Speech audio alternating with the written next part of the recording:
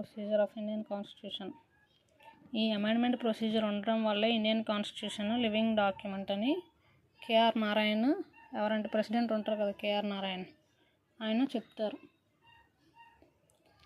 Amendment procedure వల్ల. Next, ఈ amendment అనేది ఇండియన్ కాన్స్టిట్యూషన్లో ఆర్టికల్ 368లో మెన్షన్ చేశారు, పార్ట్ 20. ఇది సౌత్ ఆఫ్రికా నుంచి మనం బారో చేసుకున్న వన్ ఆఫ్ ద ఆస్పెక్ట్స్ ఇది. అయితే ఒక 1 ఇయర్లో ఎన్ని అమెండ్మెంట్స్ అయినా చేయొచ్చు. మళ్ళీ ఒకే అమెండ్మెంట్తో, సింగిల్ అమెండ్మెంట్లో ఎన్ని చేంజెస్ అయినా చేసుకోవచ్చు. మళ్ళీ ఒకే సెషన్లో ఎన్ని కాన్స్టిట్యూషన్ అమెండ్మెంట్ బిల్స్ అయినా పాస్ చేసుకోవచ్చు. ఇవి ఎంసీక్యూస్లో యూజ్ అవుతాయి, గుర్తుపెట్టుకోండి. నెక్స్ట్, సింపుల్ మెజారిటీలో చేసిన ఏవైతే అమెండ్మెంట్స్ ఉంటాయో అవి ఈ కాన్స్టిట్యూషనల్ అమెండ్మెంట్లోకి రావు. ఆ చేంజెస్ జస్ట్ దానివల్ల ఆర్టికల్స్ ఏమీ యాడ్ అవ్వవు. ఇవి 368లోకి రాదు, సింపుల్ మెజారిటీ చేసినవి ఏవి. ఆర్టికల్ 368తో ఏవొస్తాయంటే స్పెషల్ మెజారిటీతో చేసినవి, special majority plus 50% state ratification, ఇవి 368లోకి వస్తాయి. ఇక్కడ స్టేట్ రాటిఫికేషన్ అంటే స్పెషల్ మెజారిటీతో పార్లమెంట్లో పాస్ అవ్వాలి. మళ్ళీ 50% ఆఫ్ స్టేట్స్, అంటే మొత్తం 28 ఉన్నాయి కదా, 50% అంటే 14 రాష్ట్రాల్లోని సింపుల్ మెజారిటీతో ఆ బిల్లు పాస్ అవ్వాలి. ఇది 368లోకి వస్తుంది. మళ్ళీ స్పెషల్ మెజారిటీతో చేసిన బిల్లు కూడా, పాస్ చేసిన బిల్లు కూడా అమెండ్మెంట్లోకి వస్తుంది 368లోకి. అయితే బిల్స్ మొత్తం ఎన్ని రకాలు? Ordinary, finance, constitutional bills.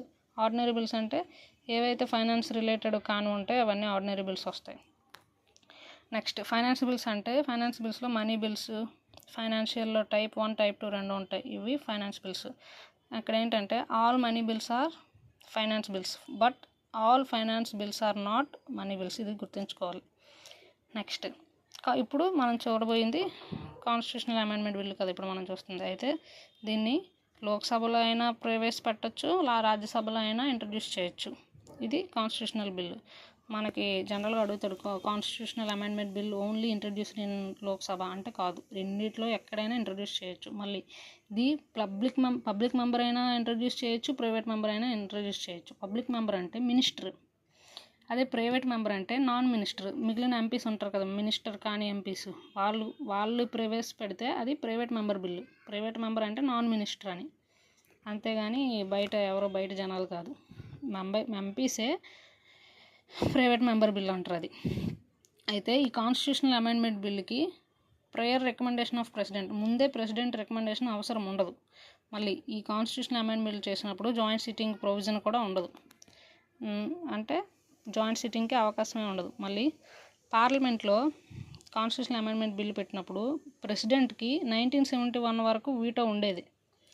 24th constitutional అమెండ్మెంట్తో 1971లో ఆయనకి అప్పటి నుంచి వీటో లేదు.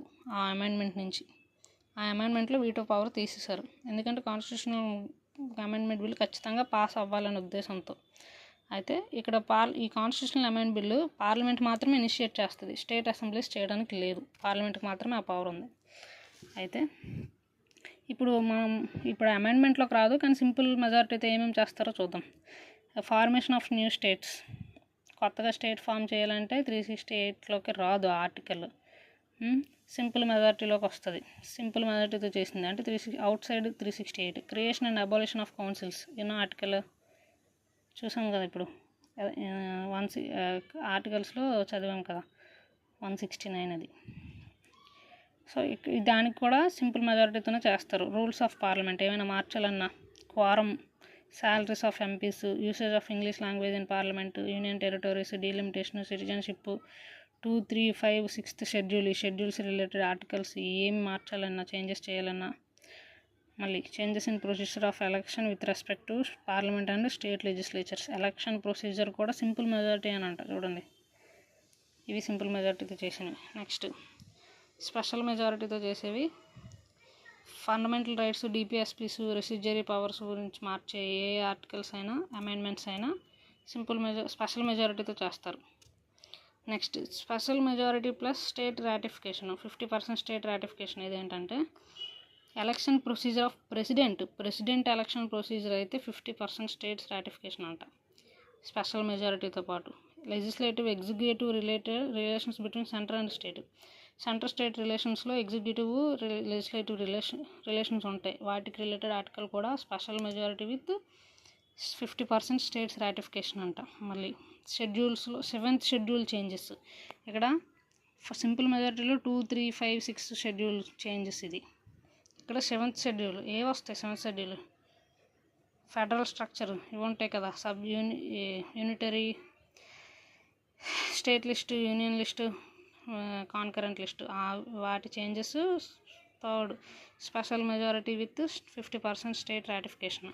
నెక్స్ట్ సుప్రీంకోర్టు, హైకోర్టుకి రిలేటెడ్ ఏవైనా. మళ్ళీ 368 ఆర్టికల్నే ఏమైనా అమెండ్ చేయాలన్నా సరే ఈ 3rd ప్రొసీజర్ అంటే special majority with 50% state ratification use చేస్తాం. ఇది కాన్స్టిట్యూషనల్ అమెండ్మెంట్ ప్రొసీజర్ అంతే.